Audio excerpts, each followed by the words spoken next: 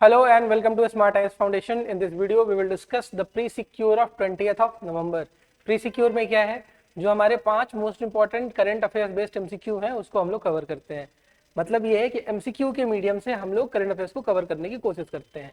अब जो हमारा ये प्री-सिक्योर का सीरीज था, इसमें हमने ऑलमोस्ट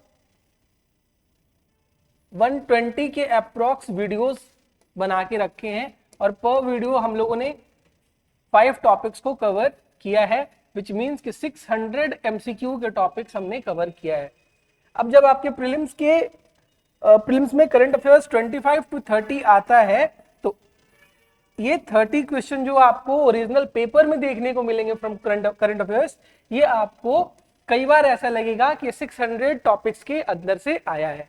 तो आप लोगों में से जिन लोगों ने पहले का वीडियोस नहीं देखा है, उन वीडियोस को देख लीजिए डिटेल में। वहां से आपको बहुत ही ज्यादा क्वेश्चन सॉल्व करने में आपको बहुत ज्यादा हेल्प मिलने वाली है। दूसरी जो बात मैं आप लोगों को बता रहा हूं वो बात बहुत ध्यान से सुनना। करंट अफेयर्स ऐसा नहीं है कि आप उसको एक महीने में कवर कर लोगे। करंट अफेयर्स ऐसा भी नहीं है कि आप उसको एक वीक में कवर कर लोगे। करंट अफेयर्स ऐसा भी नहीं है कि एग्जाम के 15 दिन पहले अगर मैंने आपके सामने एक कंपाइलेशन फेंक दी जिसमें 10,000 टॉपिक्स है, आप उसको कवर कर लोगे। ठीक है, तो अभी जब एग्जाम में अप्रॉक्स 100 डेज के आसपास बाकी हैं, तो आपको क्या करना चाहिए? आपको अपने करंट अफेयर्स के बैकलॉग्स को क्लियर करना चाहिए। अगर आपने अभी बैकलॉग्स क्लियर नहीं किया तो फिर देखो एग्जाम में करंट अफेयर्स के क्वेश्चन तो आपसे सॉल्व नहीं होने वाले हैं। ठीक है, तो अब थोड़ा सा वो अपना प्रीलिम्स वाला मोड ऑन करना शुरू कर दो, करंट अफेयर्स के क्वेश्चंस को देखना शुरू कर दो, पढ़ना शुरू कर दो, सॉल्व करना शुरू कर दो।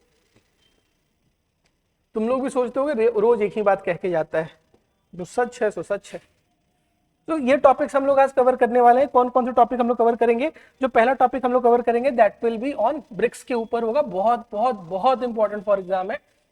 दूसरा एशियान के ऊपर कवर करेंगे, थोड़ा सा न्यूज में था तो हमने इसको उठा लिया एग्जाम पॉइंट ऑफ व्यू से। थर्ड क्या है हमारे पास? फंडामेंटल ड्यूटीज के बारे में देखेंगे। उसके बाद इकोनॉमिक्स का एक one of the most important topic देखेंगे, फॉरेक्स रिजर्व के बारे में देखेंगे। फिर हम लोग देखेंगे इंटरनेशनल एस्ट्रोनॉमिकल यूनियन के बारे में, IAU के बारे में देखेंगे। ये 5 टॉपिक्स हम लोग कवर करने वाले हैं। तो पहले क्वेश्चन को ध्यान से करते हैं। सबसे पहला क्वेश्चन क्या है? With reference to BRICS consider the following statement. 3 statement दिए गए हैं आपको, किसके ऊपर? ब्रिक्स के ऊपर, और आपको बताना है कि इसमें से करेक्ट कौन सा है। सबसे पहला, और all BRICS members are part of G20 groups. Okay. दूसरा, BRICS includes countries only from Asia, Africa and Europe. Okay. Third, South Africa was the last country to join the BRICS grouping. अब आप सबको लगेगा ये statement सही है, but गलत है। क्यों? क्योंकि ब्रिक्स के मेंबर्स अब हो गए हैं एक्सपैंड, अब ये 9 मेंबर्ड ग्रुप है। ठीक है, तो इसका करेक्ट स्टेटमेंट क्या होगा? इसका करेक्ट आंसर क्या होगा? देखो, तीनों के तीनों आंसर, तीनों के तीनों स्टेटमेंट यहाँ पे गलत हैं, तो जो आंसर होना चाहिए that will be option D, none of the above is correct. Explanation देख लेते हैं। पहले जितने भी ब्रिक्स के मेंबर थे, चाहे वो ब्राजील हो, रसिया हो, इंडिया हो, चाइना हो और साउथ अफ्रीका हो, ये G20 के पार्ट हुआ करते थे। बट आफ्टर, ये करेक्ट हो गया ना, इसको इनकरेक्ट कर लेना प्लीज, इनकरेक्ट कर लेना इसको थोड़ी सी मतलब सॉरी, ये इनकरेक्ट है स्टेटमेंट। तो आफ्टर अभी जो 2024 में समिट हुआ, उसके बाद ब्रिक्स में बहुत से ऐसे मेंबर जुट गए, ऐड हो गए, जैसे इजिप्ट है, इथियोपिया है। इसमें से बहुत से G20 के मेंबर नहीं है। ये है सेकंड वाला स्टेटमेंट इनकरेक्ट है, क्योंकि ब्रिक्स में अगर आप देखोगे, ब्राजील साउथ अमेरिका से आती है, रसिया यूरोप और एशिया से आता है, इंडिया एशिया से, चाइना एशिया से, साउथ अफ्रीका कहां से? अफ्रीका से आती है। तो यहाँ पे सेकंड स्टेटमेंट भी गलत हो गया। थर्ड वाला स्टेटमेंट भी मैंने आपको बताया, ब्रिक्स में पहले BRIC था, फिर एस ऐड हुआ, फिर अभी रिसेंटली बहुत से मेंबर्स ऐड हुए हैं। ये जो न्यूली एडेड मेंबर्स हैं, ये एग्जाम पॉइंट ऑफ व्यू से बहुत बहुत इंपॉर्टेंट है। सेकंड क्वेश्चन है with reference to ASEAN, that is the association of south east Asian nation, consider the following statement. 3 statement दिए गए हैं, आपको बताना है which of them are correct. India is a founding member of ASEAN. आपको बस केवल इतना पता हो कि एशियान में इंडिया मेंबर नहीं है, तो ऑप्शन 1, ऑप्शन 3, ऑप्शन डी खत्म, आंसर इज बी। ठीक है, तो ये ऐसे भी कई बार आपसे क्वेश्चन सॉल्व हो जाएंगे बेटा, this is known as elimination वाला टेक्निक। तो पहला वाला स्टेटमेंट गलत है। क्यों गलत है? इंडिया मेंबर ही नहीं है किसका? एशियान का। एशियान के जो फाउंडिंग मेंबर्स थे वो कौन कौन से थे? Indonesia, Malaysia, Philippines, Singapore, Thailand. I repeat, IMPST करके मैंने याद किया था अपने बचपन में, आप भी याद कर लेना, हो जाएगा। सेकेंड स्टेटमेंट करेक्ट है। एशियान में अभी 10 मेंबर्स है। कौन कौन से मेंबर्स है? Brunei, Cambodia, Indonesia, Laos, Malaysia, Myanmar, Philippines, Singapore, Thailand and Vietnam. Third statement सही है। इसके हेडक्वार्टर कहां पे है? जकार्ता, इंडोनेशिया में है। राइट। तो यहाँ पे आपको एक होमवर्क तो ये मिलता है बेटा, सबसे पहला होमवर्क ये है कि आप G20 के मेंबर्स के बारे में बताइए। जितने भी G20 के मेंबर्स थे आपको उनके बारे में बताना होगा। दूसरा होमवर्क आपका अभी तक ये है, दूसरा जो होमवर्क है वो ये है कि आपको अफ्रीका यूनियन के बारे में देखना होगा। फॉर्मेशन कब हुआ था और मेंबर्स कौन कौन से हैं। आज केवल बस यही दो होमवर्क करो, एक G20 करो और एक आप लोग क्या कर लो, अफ्रीका यूनियन कर लो। फिर उसके बाद अफ्रीकन यूनियन कर लो, उसके बाद हम लोग आगे चलते हैं। थर्ड क्वेश्चन, स्टैटिक का पॉलिटी का फंडामेंटल ड्यूटी के ऊपर 3 स्टेटमेंट है, आपको बताना है करेक्ट कौन सा है। देखो जैसे मैं कर रहा था ना कि पहले टॉपिक अंडरलाइन किया, फिर स्टेटमेंट देखा, फिर करेक्ट किया, मैं एग्जाम में भी बिल्कुल ऐसे ही करता हूँ। उससे ये करेक्ट और इनकरेक्ट होने वाला जो चांसेस है ये मिनिमाइज हो जाता है। मतलब ऐसा मिस्टेक नहीं होगा कि इनकरेक्ट स्टेटमेंट को आप करेक्ट रीड कर लोगे। तो फर्स्ट स्टेटमेंट क्या कह रहा है कि fundamental duties were incorporated into the constitution by 42nd constitutional amendment act of 1976। First statement correct है। थर्ड ऑप्शन एलिमिनेट हो गया। They are enforceable by the law and carry legal sanctions, गलत है। सेकंड स्टेटमेंट गलत होते ही we have the answer, answer is b बेटा। ठीक है। तो जो एकदम बहुत बेसिक से बिगिनर है ना, जो पहली बार एग्जाम देंगे, उनको मैं बताना चाहता हूँ बेटा, जरूरी नहीं है कि आपको तीनों का तीनों स्टेटमेंट आना चाहिए। अगर आपको नहीं भी आता है तो भी यू विल मैनेज। ठीक है। तो answer will be option B, first statement सही है।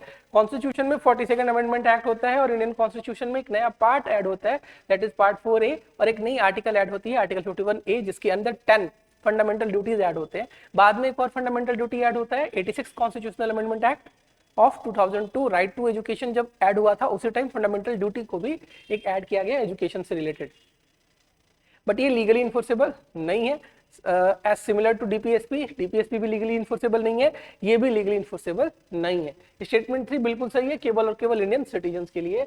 चौथा क्वेश्चन फॉरेक्स एक्सचेंज के बारे में है, फॉरेन एक्सचेंज रिजर्व के बारे में है, जिसको फॉरेक्स आप लोग कहते हो ना, उसके रिजर्व के बारे में 3 स्टेटमेंट दिया गया है। पूछा जा रहा है करेक्ट कौन सा है। पहला स्टेटमेंट कौन सा है? Forex reserve include foreign currency asset, gold हो गया। उसके बाद पहला क्या है? फॉरेन करेंसी एसेट, जैसे कि डॉलर हो गया, येन हो गया, दूसरा गोल्ड हो गया। तीसरा क्या है? HDR, that is special drawing rights. और last reverse tranche position, RTP with the IMF। तो पहला स्टेटमेंट आपका बिल्कुल सही है। फॉरेक्स में ये 4 चीजें आती हैं, फॉरेन करेंसी के एसेट आते हैं, गोल्ड आता है, HDR आता है और RTP आता है। RTP is related to IMF actually. A declining forex reserve leads to appreciation of domestic currency against foreign currency। कहना ये चाह रहा है, अगर आपका फॉरेक्स रिजर्व कम हो रहा है और तो इससे क्या होगा? इससे आपकी जो डोमेस्टिक करेंसी है ये बढ़ जाएगी। ऐसा बिल्कुल नहीं होगा, ये उल्टा होना चाहिए। आपका फॉरेक्स रिजर्व अगर कम हो रहा है आपके पास, तो इसका मतलब आपकी वोलेटिलिटी बढ़ती जा रही है, तो आपका जो लोकल करेंसी होगा, जो डोमेस्टिक करेंसी होगा, वो भी डिक्लाइन होते चला जाएगा, वो भी डिप्रिसिएट होते चला जाएगा, उसकी वैल्यू भी कम होते चली जाएगी। The RBI actively manages India's forex reserve to stabilise the exchange rate. Third statement सही है। सेकंड वाला स्टेटमेंट गलत है, तो 1 और 3 यहाँ पे दिख रहा है, वो स्टेटमेंट सही है, बाकी गलत है। तो answer to this question is option C. मैंने आपको एक्सप्लेन कर दिया इसमें क्या क्या है। आप केवल एक काम करना, आप SDR पढ़ के आना, बस आप SDR और RTP पढ़ के आना। आने वाले प्री सिक्योर में हम लोग इसको भी कवर करेंगे। तो आज का 4 होमवर्क हो गया। पहला होमवर्क क्या था? पहला होमवर्क हमारे पास था G20 के मेंबर्स देख के आने हैं, अफ्रीकन यूनियन के बारे में देख के आना है, उसके बाद SDR और जो RTP IMF के साथ रिलेटेड है उसको पढ़ के आना है। आने वाले टाइम में हम लोग इसको कवर करेंगे क्वेश्चंस में। So the last question of the day is regarding an international body, International Astronomical Union, जो planets वगैरह के नाम वाम देती है उससे related है. IAU is an organization for professional astronomers. बिल्कुल लॉजिकल बात है. It is a part of International Council of Science. अब ये फैक्चुअल बात है, या तो आपको आती है या आपको नहीं आती है. Third, it assigns name to the celestial bodies. सही है. कहीं ऐसा है? अच्छा, इस वाले फॉर्मेट में आपको एलिमिनेट करना थोड़ा सा मुश्किल हो जाता है actually. Its headquarter is in Greenwich. तो देखते हैं कौन सा स्टेटमेंट सही है, कौन सा स्टेटमेंट गलत है. पहला स्टेटमेंट सही है, दूसरा स्टेटमेंट भी सही है कि जो IAU है ये इंटरनेशनल साइंस काउंसिल का पार्ट है. तीसरा स्टेटमेंट भी सही है, IAU किसके लिए रिस्पॉन्सिबल है, जो एस्ट्रॉइड्स वगैरह या फिर प्लैनेट्स वगैरह, स्टार्स वगैरह होते हैं उनके नोमेनक्लेचर वगैरह के लिए ये रिस्पॉन्सिबल बॉडी है. फोर्थ स्टेटमेंट गलत है, इसका headquarter is in Paris, France में है, ग्रीनविच में नहीं है. तो इस तरह से हमने 5 क्वेश्चन कवर किया. आपका प्रीलिम्स आ चुका है, स्टार्ट प्रिपेयरिंग फॉर प्रीलिम्स. ठीक है. और अगर आपको कोई भी डाउट होता है, कोई क्वेश्चन समझ में नहीं आता है, या प्रीमिक्स प्रीसिक्योर का अगर कोई टॉपिक है, अगर आप उसके बारे में ज्यादा जानना चाहते हो तो आप कमेंट कर देना, we will discuss that in detail also. ठीक है. Thanks for listening. Thank you.